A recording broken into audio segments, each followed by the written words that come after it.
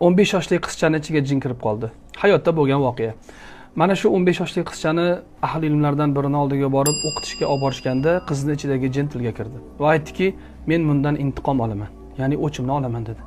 Kunlardan bir kuni o'sha qizni uyini oldidan o'tib ketayotganimda, shuni uyida dam olgim keldi. Uni uyiga kirib, bir xonada, bir to'shagida yotdim.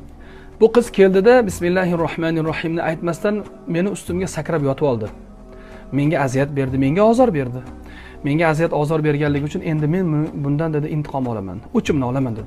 Haligi shayx aytdiki, nimaga bu uyni xohlading? Ya'ni nimaga bu uyni tanlading? Nimaga bu qizni uyiga kirding dam olgani deganda, "Hazal bayt laysa fihi ahad yusalli aw yaqra'ul Qur'an." Bu uyda hech kim Qur'on o'qimas ekan. Hech kim namoz o'qimas ekan. Va xossatan hazihi al-fatatu la salata va la Qur'ana va la azkara. Xossatan mana bu qiz ham namoz ham o'qimaydi, Qur'on ham o'qimaydi, Allohning zikri ham qilmaydi. Bunga ozor berish, bunga aziyat berishlik menga oson bo'ldi. Shuning uchun men buni ichiga kirib oldim. Endi bundan o'chimni olaman degan gapni aytdi.